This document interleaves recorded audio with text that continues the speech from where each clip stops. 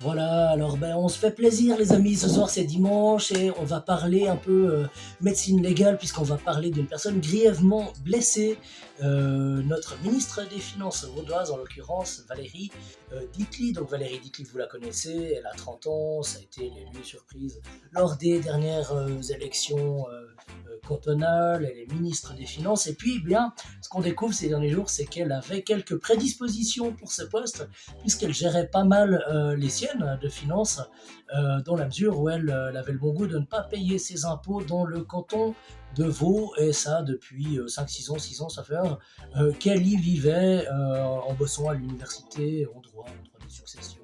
Si mes souvenirs sont exacts, et ça fait un peu jaser évidemment d'avoir une ministre des Finances qui n'a jamais payé ses impôts dans le canton de Vaud. Et puis, eh bien, évidemment que depuis, on a des gens à gauche qui appellent à sa démission puisque le scandale est insupportable, insupportable comme la voix avec laquelle je dois vous parler ce soir puisque je suis tout mal foutu, ça s'arrange vraiment pas, donc pardonnez-moi, mais je vais quand même essayer de vous livrer quelques réflexions à ce propos. Donc, des appels à la démission, j'entends à gauche des gens qui lui reprochent d'avoir fui le canton dans lequel elle vivait.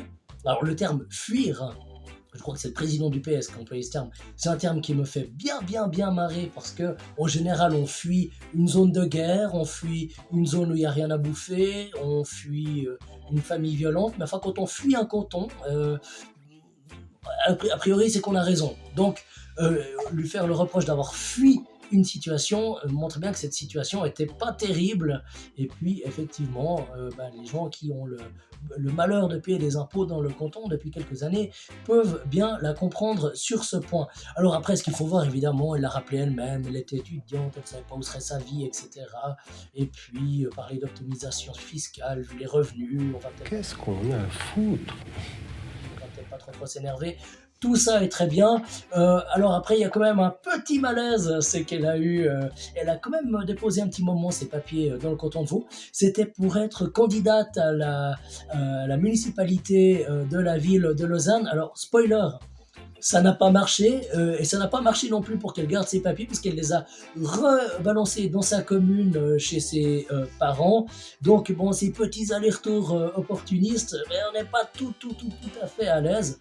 Mais est-ce qu'il s'agit de quelque chose qui justifierait qu'elle démissionne de son poste? Ça paraît quand même assez tiré par les cheveux, cette histoire. Je dirais que s'il y a une faute, et il y en a certainement une, elle est morale ou elle est politique peut-être, mais à mon sens, elle n'est pas judiciaire. Donc, je vais juste me prendre ma petite bière, vous m'en voudrez pas, c'est bientôt la fin du dimanche, je peux bientôt plus picoler pendant une semaine, parce que je suis un cynique Cato qui fait le carré. Mais à propos de Cato, ça me fait marrer parce que moi, dans mon journal, je parle de morale toute l'année, on me le reproche, je suis le Cato des médias, le Cato de ci, le Cato de ça, et de voir à coup cette gauche ultra morale, il faudrait surtout pas faire de parachutage électoral, c'est très mal.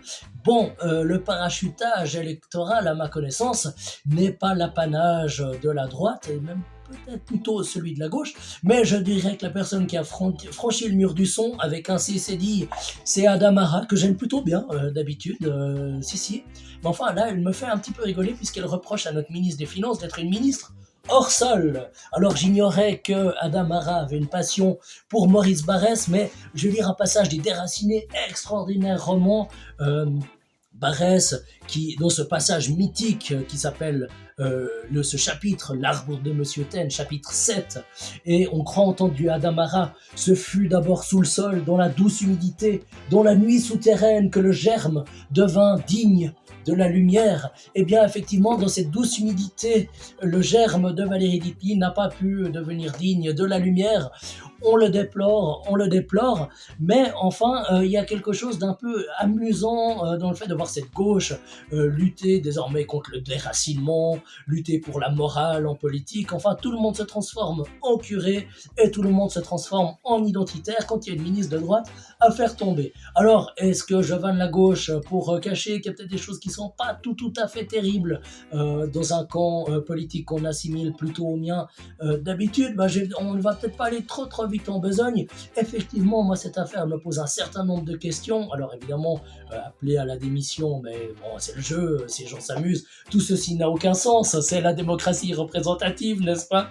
Il faut y aller, là, faut battre le fer tant qu'il est chaud. Non, je pense qu'il faut revenir un peu à la raison. Mais en revanche, il y a quelque chose qui doit nous interpeller. Eh bien, c'est son parti. C'est que Valérie Dicty, à ma connaissance, a été présidente depuis quelques années du centre ex-PDC. Mais enfin, ce qui m'interpelle, c'est que dans ce parti, on peut avoir une présidente d'un parti cantonal qui n'a pas ses papiers dans le canton.